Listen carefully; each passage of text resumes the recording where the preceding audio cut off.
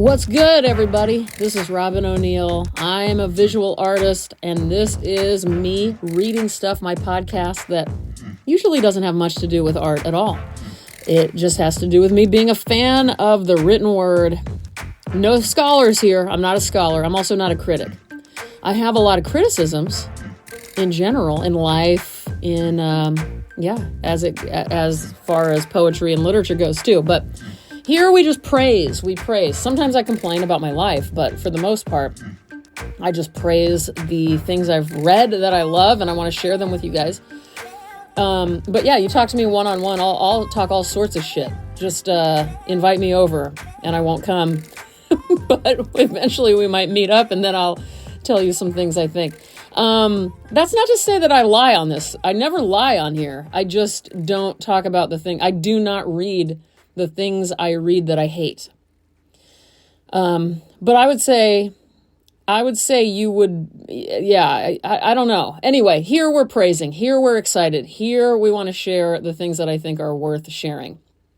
By the way, first of all, welcome back to me. Welcome back to you. Good to see you guys again. Good to be here. Good to be heard. I got to say, a lot has been going on. I know the last couple of messages were so, fraught with sort of, I don't know, anxiety and nervousness and upset. And yeah, that has been very much a big part of my life lately. It's funny because, again, and I may have said this, but as much as much of the shit that I've been going through has been going on, I am also happier and more confident and comfortable with myself than I've ever been. So it's hard to not equate those two things. Like, whatever the things are that I'm going through must be sort of encouraging something else out of me. And, I'm getting older, and I love it. I love it. I'm not somebody who's like, oh, shit, I can't believe I'm already 45. I turned 45 last week. Happy birthday to me. Thank you. Thank you very much. 45 years old. Very happy about it. I like it. It's an odd number, which I love. I love an odd number. And it's an odd even number, because a 5 and a 10, those are sort of, you go 5, 10, 15, 20. There's something perfect about this year. And I've always felt, and Damien felt this too, as the year turned to 2022, this is my year. We're calling it my year. So I think, and when I say that, I don't mean like, oh, I'm going to take over the fucking world. Look out, everybody, like Kanye West style. It's not that. It's something much more important than that. It's something like I've finally got to come to terms with who I am in a lot of ways. I mean, I don't want to talk about it too much because it's embarrassing, but, like my hatred of certain parts of myself, including my physical appearance, it's got to go away. It's just a waste of fucking energy. So I'm starting to just kind of not give a shit. Like, this is who I am. And I mean, that's probably, I don't know if any women older than me or of this age want to speak up and write to me about this. Maybe it does have to do with being mid-40s or something.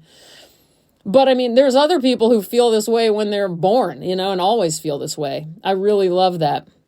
Anyway, it's been a waste of time. It's been a waste of energy. So, and I wore the most, okay, so hi everybody. I also got back, I didn't even mention. So I've been in New York. I went to my show. A lot of you were there. Thank you for being there. We had some Me Reading Stuff listeners there. All of you guys are always my favorites, as you know.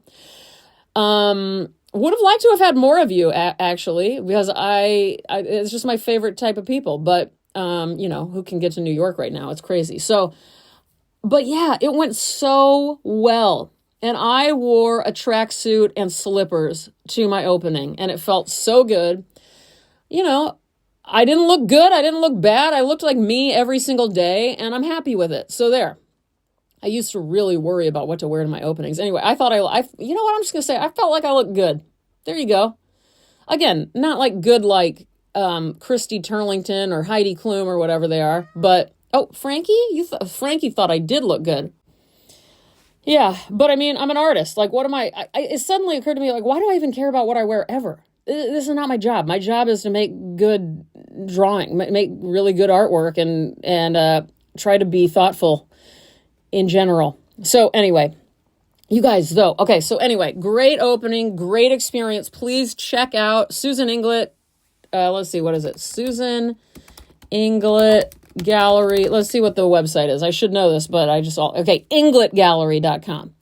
I'll put a link in the description so you guys know where to head. But there is an online viewing room that all you have to do is put your email in and they'll send you'll get in right away. You'll get to see the show. I think there's a little video of me now talking about one of the rooms of the show. And lots of info about it and imagery and whatever. And then there's also an online catalog. So I'll put a link to that as well. I'm really psyched. I said this many times. This is the show I'm most excited about. And it ended up being true. And my big drawing, for those of you who followed the drama of this big drawing I worked on for so long, getting kind of ruined with, this powdery white substance, and then me fixing it, like acting like a conservator and doing all this stuff on top of it to make it look good again. It worked. And this drawing, in my opinion, this is the best drawing I've ever made. I really do mean that. And what I mean by that is not only the image of what's on the drawing, but the new way that I'm working on canvas, and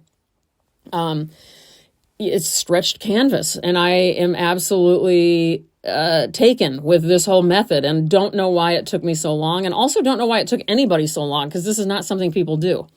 They kind of do not really, not like this. So anyway, I'm a first, and I feel really good about that. Maybe I'm not a total first. You guys write in if you know who else has done that. I like to believe it. I'll still say it, even though it's a lie.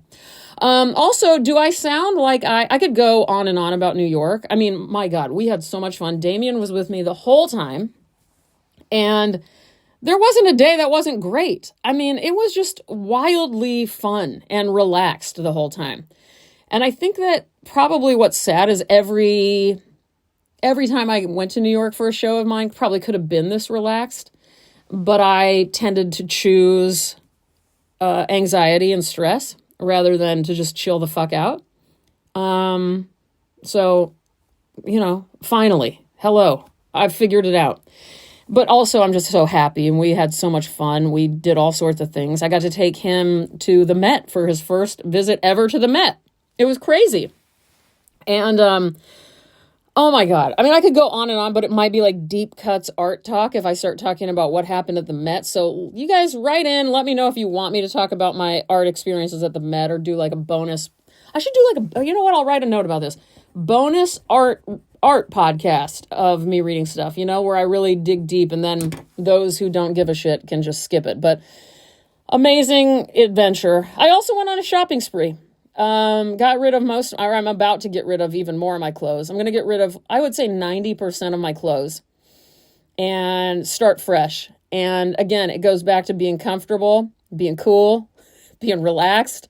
When I say cool, I don't mean cool like, oh, I'm so fucking cool. I had a dream a couple of weeks ago where I was at this dinner party or something.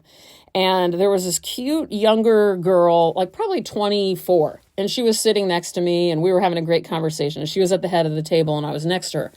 I got the feeling she was an artist or a writer or something. And she was just so nice, and I loved our conversation.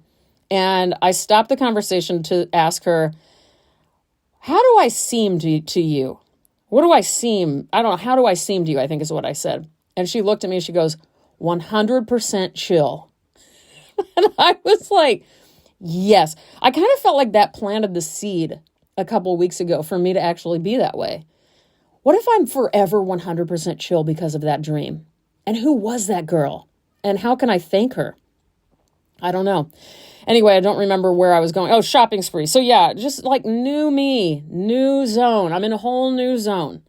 Not going to worry about shit. There's so much out of our control, you guys. And, for those of you who know, I'm in the program of Al-Anon, which is for friends and family of alcoholics. And really, it's a good program for anyone who's, just like bothered by life, to be honest with you, in any way.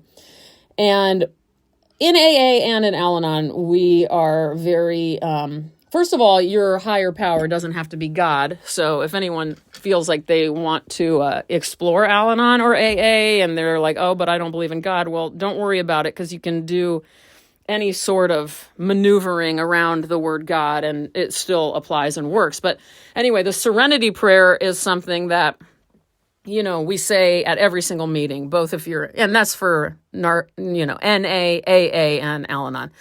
And The serenity prayer goes, God grant me the serenity to accept the things I cannot change. I'm just going to repeat that. So whatever it is, like, how about just universe, stars, just to help some of you out?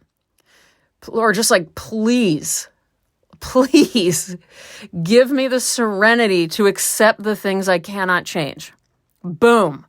That solves most of my life problems right there, to be honest with you. God grant me the serenity to accept the things I cannot change. Next, the courage to change the things I can. Boom again. You need to change the shit that's bothering you, or you're going to forever be bothered. If you can control it, so first you've got to inherit and the wisdom to know the difference. That's the third part. So I'll say it entirely. Switch out God for whatever you want to. It could be a ball of yarn. It could be the moon. It could be your cat. It could be mine for a long time was just reality. So anyway, God, grant me the serenity to accept the things I cannot change, the courage to change the things I can, and the wisdom to know the difference. So to be able to decipher what you can change and what you can't, that alone is the key to the universe, in my opinion. It truly is. And if you can figure that shit out, and if you can be brave enough to change the things you need to change, then your life is going to be pretty golden. Living my life like it's golden, living my life like it's golden. So, anyway, I'm there. I think Frankie's throwing up. Are you throwing up? No, she's just rolling around.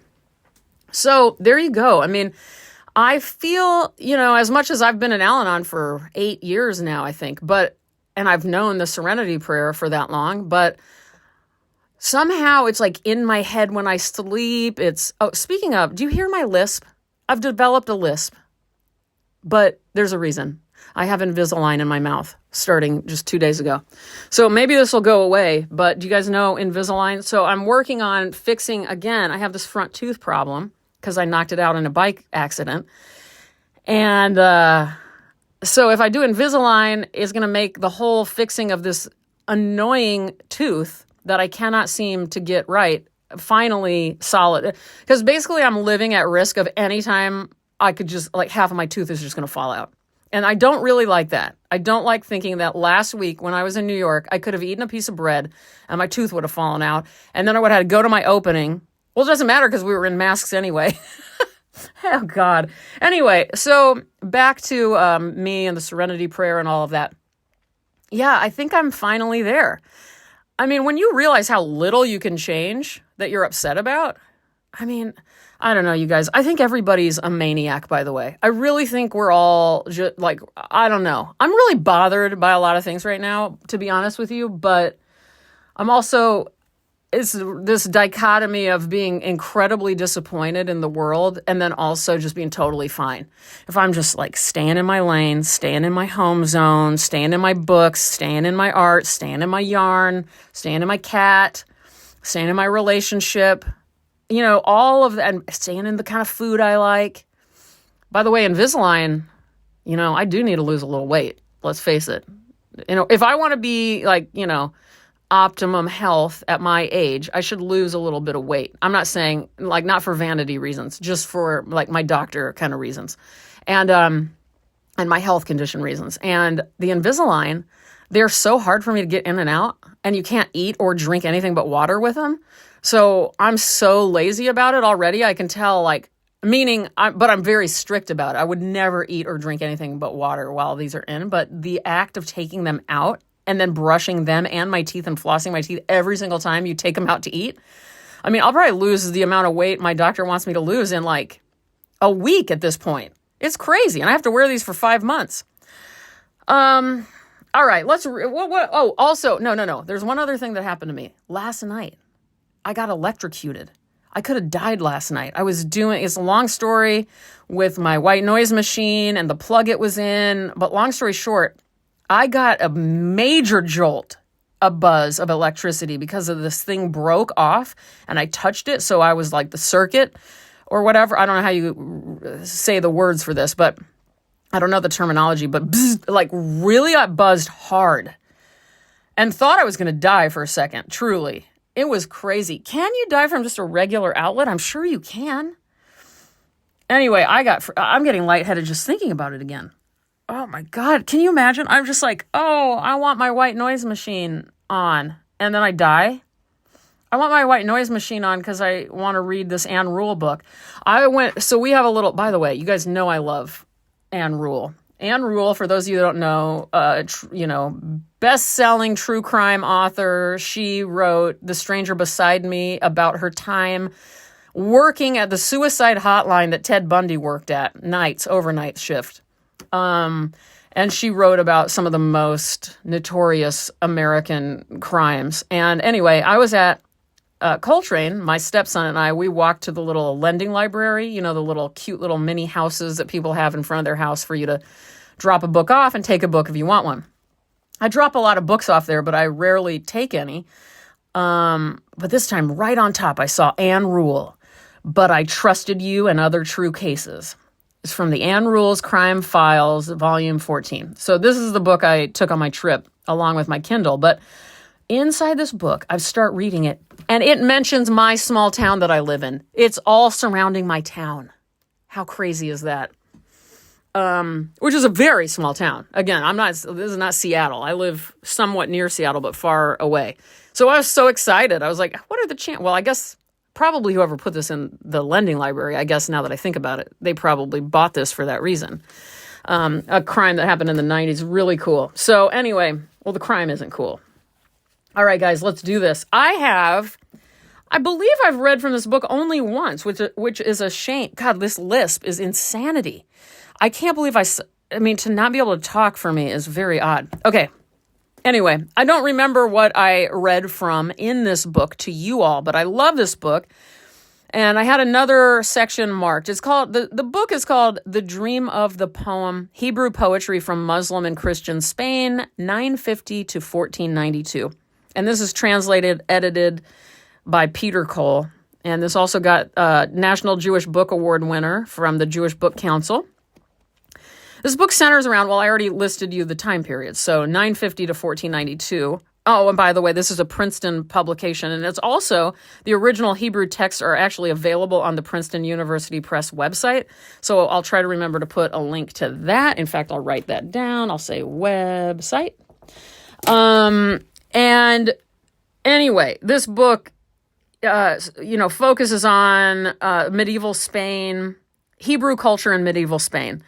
And a lot of people consider this poetry from this time period some of the most powerful Jewish poetry written, I guess, since the Bible, you could say. And yeah, I've read from it before to you guys, but I'm very fascinated by this young man. He was born in 1140. His name is Yosef Ibn Zabara. And he was a doctor, so already we're winning because, as you guys know, I love poets who had other professions that seem so, opposite from poet.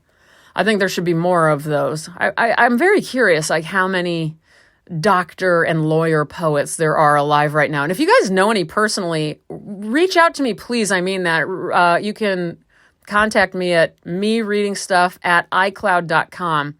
Or if any of you happen to be listening, if you're a doctor or a lawyer or have one of those boring ass jobs, I'm just kidding. I can't live without you guys, honestly. The lawyers I haven't needed much in life, thank God. But doctors, I'm with you guys every other day. So, but you guys know what I mean. The jobs that aren't necessarily considered in the creative field. If any of you all are that and also a poet specifically is what I'm interested in. Not so much artist. Sorry, I need some water. Maybe I'm interested in the artist thing. You guys know how I am. If you listen to this show, I just love, artists don't interest me that much. I'm sorry. I am one. It's not as interesting to me because I am one probably. All right. Anyway, so Yosef Ibn Zabara was a doctor. So was his father. I think he wrote a lot of long poems, long anatomical poems. One was called Stanzas of the Soul. Another was called, get this, On the Analysis of Urine. Try that for a poetry title. I actually love that. Did you guys know that I got onto Twitter for my first time back in 2010 or 11? I don't know. It has something to do with urine. I was interested in what people would like tweet about regarding urine. I don't know what, this was a weird situation. But anyway, it was very funny to me. It was all a very comical exploration. He also wrote a book of poems called The Book of Delight. And then I think The Book of Delight was the one that was about another doctor he knew who he hated. The whole thing is about this doctor he despised. How great is that? And anyway, and also just for the record, I will put a link in the description also for you to find this book, and I do recommend buying it. It's a massive book, man. There's over, I think, 500 poems in here or more. All right, here's one by Yosef Ibn Zabara called My Ex. A demon was drawn in that woman's face, and her beauty cut into my organs and limbs. Whenever she spoke, my hair stood up straight, as the intricate links of my heart wore thin. She shut the gates of affection and peace, opened the door to strife, and we fought. She set her dwelling on a hill of complaint, pitching her tent and stretching it taut. She weighed on my heart like the sands of the sea, and as though she were cooking, boiled my belly. Gonna throw some shit. I'm gonna throw some shit across the room, y'all. I mean, seriously, this is good. This is like, I've noticed I only get excited when things are kind of hateful. What's wrong with me? It's not totally true, but I do love anger. I love reading and hearing about anger and feeling anger from songs like Elaine Stritch's Ladies Who Lunch from the Broadway musical Company by Stephen Sondheim. Listen to Ladies Who Lunch and feel the anger in that. In fact, YouTube it. YouTube the documentary version by D.A. Pennebaker and watch her sing Ladies Who Lunch, and you'll know what I mean. All right, we got another one. The Ex was good, though, right? And I even messed it up. I messed it up, but I didn't really care. All right, look at these people. Look at these people so wise in their eyes, who sneer at others as though from the skies. Pride has built a nest in their hearts, although they put on modesty's disguise. Their bellies are full of fraud and deceit, like skins bloated with milk and wine. And as they address you with gentle words, they're holding weapons of war in their minds. Their piety's all in prayers that are vain, prolonging their one his name. Lord, may my life by you be sustained until they're like Abel and I like Cain. I really like that. And one really was spelled one, prolonging their one. They talk about in the intro, I don't remember, something about the rhyming in these poems. And I imagine that translation-wise was very difficult. Let's do one more. The Physician. To be a physician, said time to the fool, and murder men in exchange for a fee. You'll have it better than the angel of death, who has to kill them for a fee. Oh, for free. You guys, something's really wrong with me. Cut, edit. Be a physician, said time to the fool, and murder men in exchange for a fee. You'll have it better than the angel of death, who has to kill them for free. We don't edit on this show. Welcome to any newcomers. Hello, newcomers. We do not edit. We roll with it. We roll with it all the time because life is flawed. And so are podcasts. And we're not going to pretend. And I am very, very flawed. And I love it. I celebrate it. I'm flawed. You guys, head over to my show. I'm going to put a link in the description. ingletgallery.com. My show is called American Animals. It's the best one I've made yet. I don't want you to miss it. If you have any questions, me reading stuff at iCloud.com. I'll try to get back to you. I cleaned my yarn room. I cleaned my life. I'm cleaning house. I got a new wardrobe. I'm feeling good. I'm feeling bad. I'm feeling all of it right now. I don't have much else to say. Hit that like and subscribe. Just kidding. I'm not on YouTube. No, but seriously, get on here and rate. R-A-T-E, not P-E. Rate this show. this podcast on wherever you listen to podcasts. Give it a 5 stars, please. It helps people get to it, and share it with your friends. I'm sure if you're listening to this, you read, I'm assuming, and you probably have other friends who read, and they might like this. I'm going to say this. Is there anything like this podcast? No. I'm not saying it's great, but there's nothing like it, so you might want to have other people check it out. I'd like to invite more people in, and I will be doing it regularly again. Now I'm back. I'm done with my show. I'm done with my drama of my life. We're settling back into work zone. We're settling back into being at home for the long haul. I don't think I have to leave for a long time. So I'm back, and I'm ready to talk with you guys. Remember, be kind to the divorced. Enjoy some potlucks. Finish your projects. Abandon the ones you're not into anymore. Be honest with yourself. Practice that serenity prayer, all right? Throw in whatever your higher power of choice is and really, really think about that serenity prayer. Don't let people treat you like shit. That's something you can change. Have the wisdom to know the difference in that one. If they're treating you like shit, you can step the fuck away. Stay calm. Read some more. Keep dying. Keep writing it down. That's C.K. Williams. I am the new Lisp version of Robin O'Neill. I love you guys so much. So much. I mean that with all I have. Have a great rest of your week and whatever it is. And I'll talk to you next week. Bye-bye.